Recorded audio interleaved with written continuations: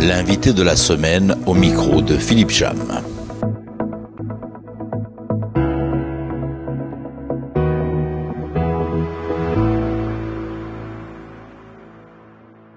Bonjour, nous allons parler incendie aujourd'hui sur notre radio avec nos deux invités, Thierry Marcelli qui est maître de conférence en énergétique à l'Université de Corse et François-Joseph Châtelon qui est lui aussi chercheur et maître de conférence à cette Université de Corse. Et avec eux, nous allons parler du projet Goliath. Le projet Goliath, c'est le groupement d'outils pour la lutte incendie et l'aménagement du territoire. C'est bien ça, Thierry ? Oui, tout à fait. Alors, Thierry Marcelli, qu'est-ce exactement que ce projet Goliath ?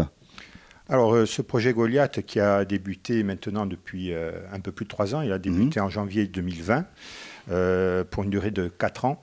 Donc, il va se terminer en cette fin d'année. Ce projet, en fait, il est remonté des besoins des opérationnels d'avoir des outils qui leur permettraient de mieux appréhender, d'une part, la lutte incendie et d'autre part, l'aménagement du territoire. Alors, ce qu'on appelle, nous, aménagement du territoire, c'est tout ce qui peut être coupure de combustible, comme les zones d'appui à la lutte, ou éventuellement tout ce qui peut être interface forêt-habitat, je dirais. Alors, qui intervient dans ce projet ? Parce qu'il y a pas mal de partenaires, je crois. Oui, en fait, nous sommes 7 partenaires, ce qui n'est pas rien, c'est quand même un gros projet. Alors, principalement, donc, l'Université de Corse, à travers ses 2 UMR, Sciences pour l'environnement, et le LISA, donc lieu, identité, espace et activité. Voilà. Ensuite, nous avons l'Office national des forêts de Corse, le syndicat mixte du parc naturel régional de Corse, les 2 services d'incendie de secours, Haute-Corse et Corse du Sud. Nous avons également Aix-Marseille Université, à travers le professeur Dominique Morvan, qui est bien reconnu au niveau national et international pour son expertise sur les incendies. Et enfin, nous avons l'entreprise, ou du moins l'agence Arrobase, qui est notre partenaire privé, entre guillemets, qui nous aide dans le développement de ces outils que l'on doit préparer à travers le projet. Donc les objectifs, c'est quoi ? C'est améliorer la lutte contre les incendies ? Oui, en fait, il y a 3 objectifs majeurs sur ce projet. Le premier, c'est bien entendu d'avoir une amélioration des connaissances sur le phénomène des feux, en particulier les feux de forte puissance, et on en reparlera certainement avec M. Châtelon, des feux éruptifs, qui est une catégorie de ces feux qui représente un grand danger, en particulier pour les opérationnels. On peut se rappeler malheureusement l'incident de Palasca en 2000. Donc, amélioration des connaissances, qui est quand même un point important pour nous, scientifiques, dans la vue de l'amélioration de notre modélisation, mais on en reparlera, je suppose. Le deuxième point, c'est de développer des outils qui seraient au nombre de 4. Tout d'abord, un outil qui serait une base de données avec une interface de visualisation des anciens feux. C'est-à-dire, l'objectif serait dans un premier temps, si un feu se déclare dans une zone, c'est de voir l'historique de cette zone au niveau des incendies pour déterminer si les conditions météo sont similaires, pour essayer de déterminer éventuellement un chemin privilégié pour l'incendie, sachant que la végétation a même évolué.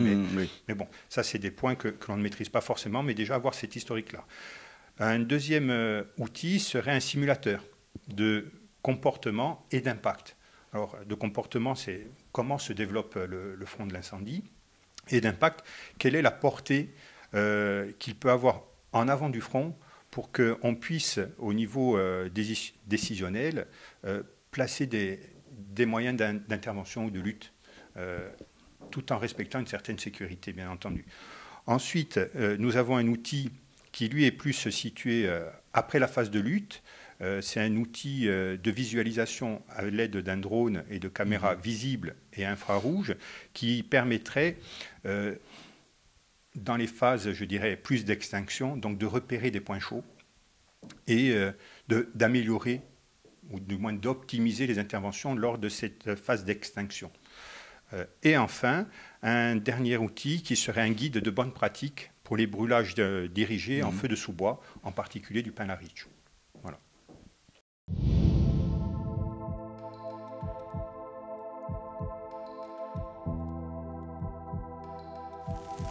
En Corse, la nature brûle trop souvent.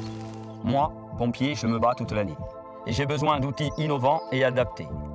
Plusieurs partenaires se sont mobilisés autour d'un même projet. Goliath est né. Ensemble, nous améliorons les connaissances sur le comportement des feux. Nous développons des outils de lutte incendie.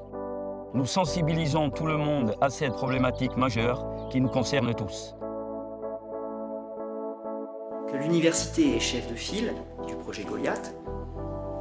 Donc elle gère le projet au quotidien, elle gère le contact avec les différents partenaires. Ce projet est financé et soutenu bien entendu par la collectivité de Corse. Le projet Goliath a de multiples objectifs, notamment développer des outils pour l'aide à la lutte contre l'incendie, aussi des outils concernant l'aménagement du territoire, et il y a aussi une phase de sensibilisation du public face aux feux de forêt. Et le rôle de l'université, c'est en fait de pouvoir transmettre justement des résultats qui ont été obtenus en recherche, que ce soit au niveau scientifique ou au niveau sciences humaines. On organise des brûlages dirigés, donc en partenariat avec l'Université de Corse. Donc leurs scientifiques, eux, installent des capteurs sur les portions de végétation qu'on brûle afin qu'ils puissent analyser notamment les vitesses de développement du feu ainsi que son comportement pour pouvoir modéliser au mieux sur cartographie des simulations de feu. Dans le cadre du projet Goliath, donc, nous devons intervenir dans la conception et la création de 3 outils. Un outil de simulation de propagation d'incendie. Le deuxième outil, c'est une base de données que l'on doit interfacer donc, avec le premier outil afin de pouvoir offrir donc, aux opérationnels, aux pompiers, la possibilité de consulter la base de données sur tout ce qu'il y a eu comme ancien feu. Et enfin, il y a un troisième outil qui permet de récupérer un certain nombre d'images faites à partir d'un drone. Le passage va être après le feu pour pouvoir récupérer la localisation des points chauds grâce à un outil qui va diffuser des images par drone.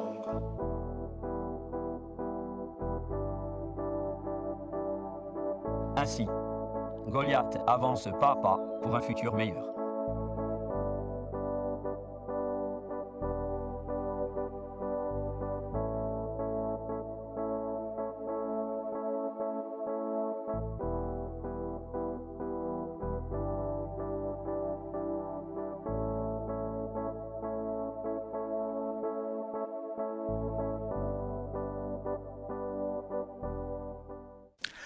Nous parlons incendie aujourd'hui sur notre radio avec nos 2 invités, Thierry Marché, maître de conférence en énergétique à l'Université de Corse, et François-Joseph Châtelon, qui est chercheur également, maître de conférence à l'Université de Corse. Alors on a vu un petit peu les objectifs du projet Goliath et puis les outils. Alors parmi ces outils, on va parler avec François-Joseph Châtelon. Il y a la modélisation, ça consiste en quoi exactement?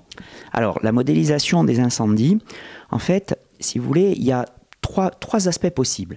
Les différents modèles qui existent de par le monde se classent en 3 catégories qui sont la modélisation empirique, c'est-à-dire qu'en fait, on crée des modèles de propagation d'incendie à partir de vastes et coûteuses campagnes de feux expérimentaux. Vous avez également des modèles physiques complets, c'est-à-dire en fait qui résolvent toutes les équations d'écoulement. Alors ce sont des modèles très lourds, qui demandent beaucoup de puissance de calcul, qui sont très longs à tourner, impossible de faire du temps réel avec ces modèles-là par exemple. Et après vous avez la voie que nous avons empruntée nous à l'Université de Corse depuis maintenant 30 ans, puisque c'est le modèle qui a été développé par le professeur Jacques-Henri Balbi, qui sont des modèles physiques simplifiés. C'est-à-dire en fait on construit des modèles qui sont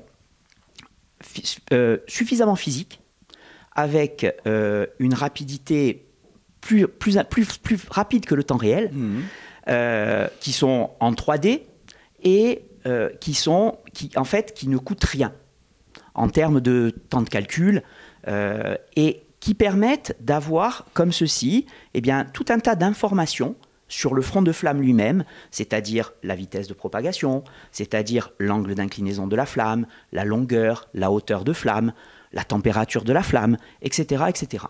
Ce sont en fait toutes les caractéristiques physiques du front de flamme.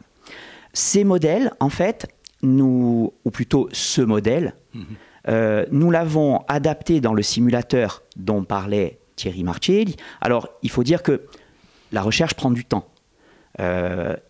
Honnêtement, ça fait 2 ans seulement, on va dire, où nous sommes arrivés à obtenir un modèle qui soit suffisamment précis, robuste, pour pouvoir justement l'intégrer dans un simulateur. D'ailleurs, c'est ce modèle qui est notre modèle, bien modestement, qui a été choisi par les chercheurs américains pour remplacer leur vieillissant modèle de feu américain dans le simulateur de couplage feu-atmosphère. Donc ce modèle-là, nous l'avons intégré dans le simulateur dont parlait Thierry Marcelli. Et ça, on va dire que c'est une phase de transfert de technologie. Après, dans le projet Goliath, il y a les feux expérimentaux que nous avons faits, qui sont des feux de forte puissance, comme disait Thierry Marcelli, qui peuvent nous aider à résoudre ou à comprendre les problèmes que nous avons sur certains aspects de la modélisation. Je vous prends un exemple tout simple. C'est que notre modèle, c'est vrai qu'il est performant, il est robuste. Par contre, il y a un cas précis où on n'obtient pas des très bons résultats. C'est le cas où, par exemple, vous avez un feu qui se propage sur une pente sans vent. Alors, c'est vrai qu'en Corse, c'est assez rare. Mais en fait, ce phénomène-là, en fait, est à la base, on va dire, des feux éruptifs dont parlait Thierry Marcelli. Donc, pour l'instant, dans le monde, pas grand monde a réussi à donner une véritable explication qui fasse consensus. Et donc, les feux expérimentaux que nous avons pratiqués grâce aux 2.6, donc le 6.2a et le 6.2b, et grâce aussi au service DFCI de la collectivité de Corse, nous permettent à nous d'avoir des données qui vont nous permettre d'améliorer notre modélisation. Et ça, c'est le deuxième aspect, justement, de la modélisation dans le projet Goliath. Donc, en fait, c'est du donnant-donnant, en fait. En fait, il y a déjà aussi un travail de recherche, puisque je suppose que vous allez chercher dans l'historique des feux pour voir un petit peu comment ça s'est passé. Donc, il y a une recherche dans les archives, à la limite. Alors, pour la modélisation, on va dire pas tellement l'historique des feux. En fait, ce dont a besoin notre modèle pour être calé, parce que tout modèle a des paramètres qui ont besoin d'être calés, et l'avantage, c'est que le nôtre est totalement prédictif, parce que les paramètres de ce modèle ont besoin d'être calés une seule fois, et sur, en fait, un très petit ensemble de feux qu'on peut trouver dans la littérature. Donc, en fait, on n'a même pas besoin, je dirais, de l'historique des feux pour notre modélisation. Évidemment, si on a un historique des feux avec une vitesse de propagation, cet historique peut nous servir à caler notre modèle. Mais à la limite, on n'en a même pas besoin. Simplement, la littérature nous permet justement de caler notre modèle et d'avoir comme ça un modèle qui marche bien maintenant.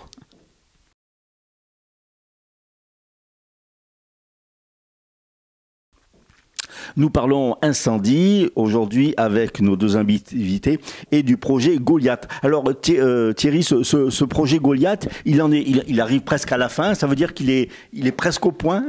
Quels sont les premiers retours que vous avez? Alors au point, j'espère. Mais bon, un projet vit sa vie. Il a des objectifs. Il est toujours difficile de les atteindre, surtout avec la période que l'on a connue, la période Covid, qui nous a fortement pénalisés sur certains aspects, en particulier pour justement mettre en place ces campagnes de brûlage dont parlait François-Joseph Châtelon. Donc en fait, oui, on espère que ce projet aura atteint d'ici la fin de l'année l'ensemble de ses objectifs. Alors, je le rappelle, ces objectifs sont, dans un premier temps, donc l'amélioration des connaissances. Là, oui, les feux que l'on a, les feux expérimentaux que l'on a menés, nous ont permis de comprendre certains phénomènes et de voir qu'on avait des outils à notre disposition qui permettaient de bien les comprendre et de bien les représenter aussi numériquement. Ensuite, l'aspect développement des outils aussi suit son chemin. On espère qu'il arrivera à terme, mais ce ne sera pas forcément des outils, véritablement définitifs. C'est vraiment des prototypes d'outils pour amorcer ce travail collaboratif que l'on fait avec les opérationnels de Corse. Et là, je dirais que oui, là on a atteint un objectif, c'est-à-dire de mettre en synergie à la fois l'ensemble des opérationnels de cette problématique des incendies, mais également les universitaires. Et là, oui, là, on a vraiment atteint un objectif, je dirais, fondamental, parce que vraiment, on a noué des contacts et des liens qui nous permettent d'avancer ensemble, et en particulier sur le dernier objectif qui était la partie sensibilisation. Sur cette partie sensibilisation, dont je dirais principalement le syndicat mixte du parc naturel régional de Corse et l'ONF ont été les acteurs, avec des présences dans différentes manifestations telles que les foires, et là aussi malheureusement un peu grévées par la situation sanitaire. Voilà, donc là, on a vraiment, je pense, atteint nos objectifs. Du moins, on a amorcé quelque chose pour essayer de continuer aussi par la suite, parce que ce sont vraiment des objectifs fondamentaux dans la lutte incendie. La prévention, c'est quand même le premier outil à disposition des opérationnels. Alors, le projet, comme vous le disiez, va se terminer donc fin 2023. Il peut y avoir une prolongation quand même, avec justement pour améliorer encore plus? Alors, il y a des projets sur lesquels on travaille et sur lesquels on a éventuellement des idées de continuation, mais le projet Goliath en tant que tel, lui, va se terminer. Voilà. Vous étiez donné 3 ou 4 ans, pourquoi? Vous avez bien défini, c'était la durée que vous pensez la meilleure? Disons qu'au départ, on était parti sur une durée de 3 ans, avec bien entendu une petite rallonge de 6 mois pour, je dirais, terminer tous les différents aspects. Et puis au final, bon, j'en reviens toujours à la même problématique de cette situation sanitaire qui nous a pénalisé. On a pu, à l'aide de nos financeurs, que sont la collectivité de Corse et l'État, nous avons pu prolonger de 6 mois, donc terminer l'année. Aujourd'hui, vous avez déjà un premier retour des services incendie qui ont peut-être testé ou... Disons que pour l'instant, on n'est pas encore, même si on arrive à la fin, on n'est pas encore dans la phase de test de ces outils. Toutefois, dans les journées que nous organisons, il y aura des démonstrations de ces outils de la part de l'agence Arobase. Donc ça permettra d'avoir une idée un peu de l'état actuel de ces outils. Maintenant, effectivement, la difficulté, ce sera aussi d'amener, je dirais, ces outils à être utilisés par la sphère opérationnelle. Dans quelques instants, justement, nous reviendrons sur ces journées de sensibilisation. Nous parlons du projet Goliath aujourd'hui avec nos 2 spécialistes. Le projet Goliath, c'est le groupement d'outils pour la lutte incendie et l'aménagement du territoire. Alors, François-Joseph, il va y avoir 2 journées de sensibilisation. Donc, il y en a une première qui va se dérouler à Ajaccio et une deuxième au Parc Gallia. Ça va s'articuler comment exactement? Alors, ça va s'articuler... on va dire en 2 parties. On va dire, il va y avoir déjà une première partie qui va être une présentation le matin des différents outils, des différentes actions qui ont été produites pendant ce projet. Et l'après-midi va laisser la place à un cycle de conférences où il y aura en fait des conférences qui seront effectuées par des membres du projet, on va dire de tous horizons, puisqu'il y aura des scientifiques, il y aura plutôt des littéraires, si je puis dire, enfin des membres du LISA. Et donc, comme ceci, eh bien, ces journées seront ouvertes au public, donc tout le monde pourra venir s'informer, voir un petit peu ce qui va se passer et ce qui s'est passé pendant ce projet. Alors justement, la première journée, ce sera le samedi 22 avril au Palais des Congrès d'Ajaccio. Ensuite, il y aura une conférence également le 13 mai au Parc Gallia. Il va y avoir des ateliers aussi où les gens pourront un petit peu... s'immiscer dans le projet? Alors, je vais parler sous la responsabilité de Thierry Martier, qui est co-organisateur et co-responsable du projet. Mais oui, il y aura des ateliers, justement, même je pense pour les jeunes, qui pourront venir voir un petit peu, mettre la main à la pâte pour voir un peu ce qu'on fait dans ce projet et même plus généralement, on va dire, dans la recherche incendie. Aujourd'hui, c'est quand même une fierté, vous le disiez à l'instant, les Américains vont choisir notre modèle. Pour la Corse, c'est énorme, sortir quelque chose comme ça de Corse, d'un petit territoire. Ah oui, ça prouve que vous travaillez bien. Ah, écoutez, j'espère, je l'espère. Après, comme je disais tout à l'heure, il y a toujours, au niveau de la recherche, il y a toujours un temps de maturation. C'est-à-dire que il y a 10 ans, on avait déjà un modèle qui fonctionnait, mais que dans certains cas, Et très honnêtement, les Américains ne seraient pas venus nous chercher. Là, maintenant, nous avons atteint vraiment un point où on peut dire que notre modèle, à part justement dans ce petit cas particulier qui arrive quand même assez rarement, notre modèle donne de très bons résultats, il est très précis. Et effectivement, comme vous disiez, pour nous, c'est quand même une fierté. Et il pourrait être mis en œuvre quand ce simulateur Alors, le simulateur existe déjà. Son nom, c'est WRF S-Fire. Pour l'instant, donc c'est un simulateur de couplage entre le feu et l'atmosphère, donc les interactions entre le feu et un modèle atmosphérique, le modèle atmosphérique américain qui a été fait par la NASA. Donc il existe déjà avec le très vieux modèle de propagation de feu américain qui date des années 70, dont on sait très bien qu'il pose beaucoup de problèmes au niveau... alors qui a fait son temps, attention, je ne critique pas, mais c'est vrai que maintenant, dans certaines situations, on se retrouve avec un modèle qui ne donne plus de bons résultats. Mais on connaît ses faiblesses, c'est déjà l'avantage. Nous, en tant que physiciens, on connaît les faiblesses du nôtre aussi, j'en ai parlé là tout à l'heure. Et les Américains les connaissent aussi. Mais pour vous prendre un exemple très simple, c'est que quand ils simulent la propagation d'un feu, le modèle américain n'était pas capable de donner de vitesse de propagation sur les flancs du feu. Ils obtenaient une vitesse nulle. C'est une des raisons qui les a poussés à se tourner vers nous, parce que notre modèle, il donne une vitesse de propagation différente, évidemment, selon que vous êtes sur la tête de front, selon que vous êtes sur les flancs, ou selon que vous êtes sur le front arrière du feu.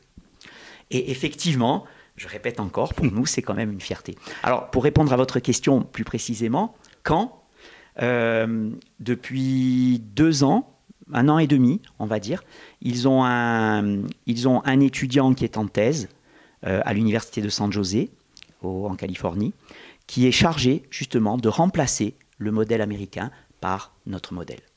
Dernière question, Thierry. Ce modèle, s'il est choisi, ça va représenter, c'est peut-être pas le principal objet du projet, mais ça peut rapporter, ça se vend un projet comme ça? Comment le modèle peut se vendre, par exemple, aux États-Unis ou c'est non? Non. C'est une échange de données. En fait, ce qui se passe, c'est que dans la recherche, lorsqu'on atteint certains objectifs, certains résultats, on les publie. Ça se partage. Ça se partage dans la communauté scientifique. Donc, en fait, le modèle qui est publié peut être utilisé par l'ensemble de la communauté. Mais ce serait une fierté que ce soit la Gorski. Ah oui, voilà. Bien entendu. Là. Oui, et si je peux juste rajouter un petit mot là-dessus, un modèle, en fait, c'est un ensemble d'équations. Ça ne se brevette pas. Par contre, un outil qui intègre ce modèle peut se breveter. D'accord. Parfait. Thierry Marcelli, merci. François-Joseph Châtelain, merci. On a parlé du projet Goliath et on rappelle qu'il y aura deux conférences, 2 journées de sensibilisation. Samedi 22 avril à partir de 10h au Palais des Congrès d'Ajaccio et samedi 13 mai au Parc Galéa.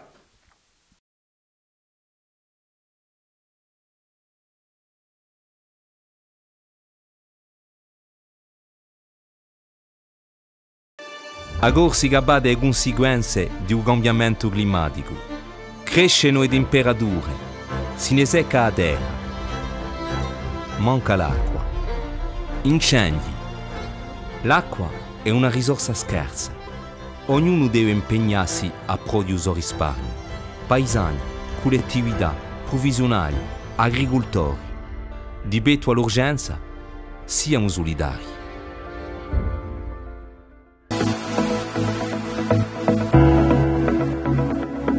L'invité de la semaine au micro de Philippe Cham.